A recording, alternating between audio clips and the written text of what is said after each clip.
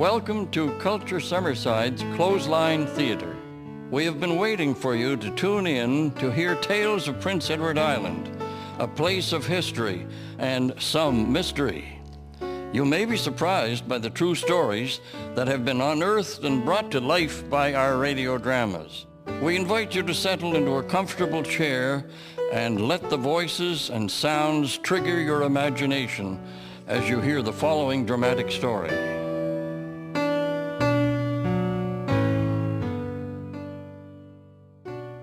The morning of February 6th, 1952, dawned in the town of Summerside, Prince Edward Island, as a cloudy day with snow flurries in the air. The talk of the town was a civic election the previous day. That is, until word of a bigger story began to circulate. Let's see what's happening in the world now. Good grief! Lowell, you have to interrupt programming now to get this on the air. Holy smokes!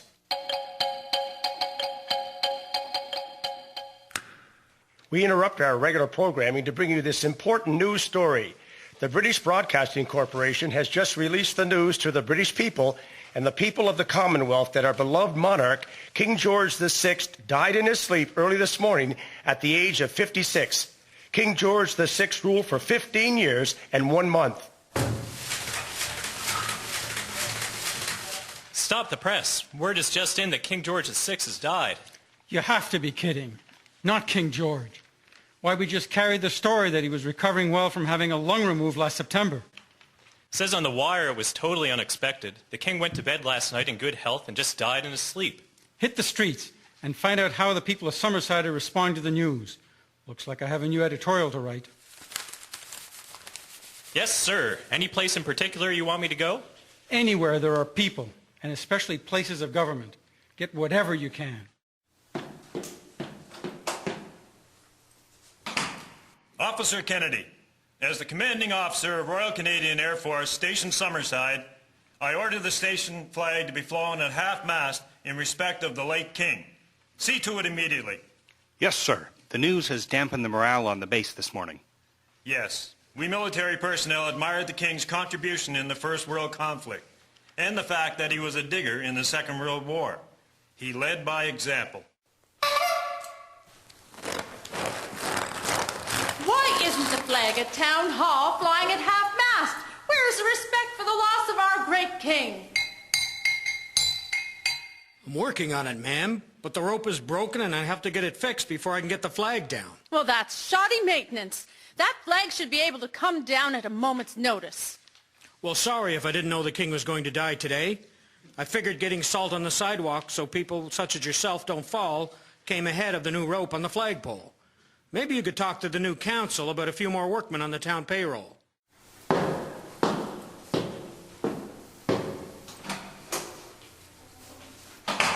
Major McNeil, I see the flag at the armory hasn't been lowered to half-mast. Haven't you heard of the death of King George VI?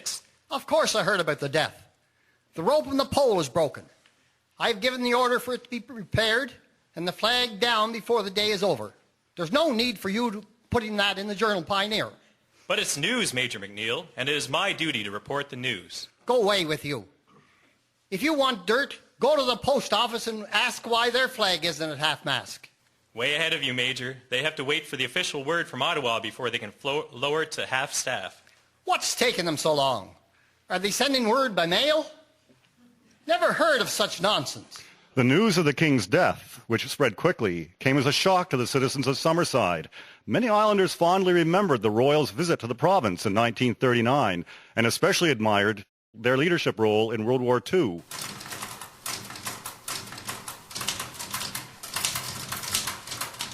Morning, Margaret. Heard the news? I'm finding it hard to concentrate today. It's nearly broken my heart. Is Mayor Wedge in his office? Yes, you can go right through. Mayor Wedge, have you heard the news of the king's death? Yes, it is a shock to all of us in this town. Could you give me an official statement for this afternoon's paper? Yes, I have prepared a statement on behalf of the citizens. The new council will release a statement later in the week. Are you ready? Fire away, Mayor. With profound sorrow, the citizens of Summerside have learned of the sudden passing of our beloved King George VI. On behalf of all residents of the town of Summerside, I extend to the members of the royal family our deepest sympathy in their great loss. Poetic, sir. Very poetic. Thank you. While certain ethnic groups within the town are more supportive of the monarchy than others, I know of no one who doesn't have the respect for the hardships King George has overcome.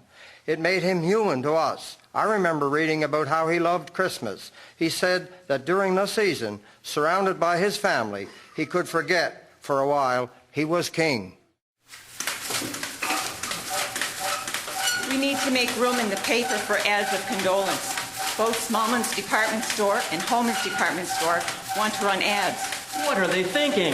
Both want a picture of the late king, and Smallman's wants theirs to read, "In deep respect and affection, a whole nation mourns his passing." I'm on it. Got what I could on the street. We'll have the copy ready in a half hour.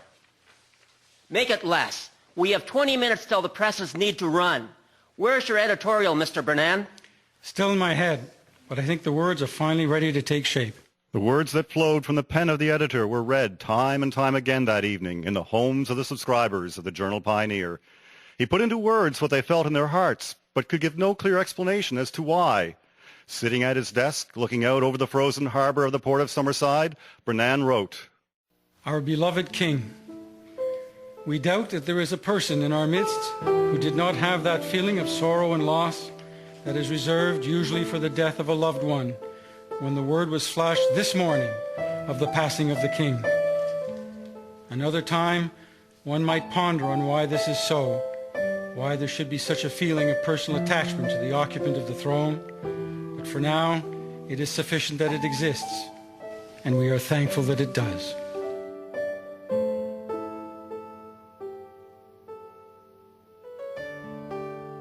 Death of the King, 1952, Summerside Mourns. The introduction was by Lowell Eustis. The narrator was Stuart Smith. The actors were Catherine Dixon, Elaine Chessman, Karen Slater, Mary Olskamp, Wayne Wright, Albert Goody, Thane Clark, Darren White, Roger Ahern, Eddie Clark, Brent Slater, Winston Yeo, and Stephen Beck. The musician was Christine Anderson Gallant. The Foleys were Krista Carruthers, Alexandra Gallant, Jamie Webster, and Sabrina Webster. The recording artist was Peter Gallant. Scripts were written by Marlene Campbell. Scripts were researched by Jean McKay. Prop managers were Carol McFarlane and Sabrina Webster. The production was brought to you by Culture Summerside through the support of Canadian Heritage.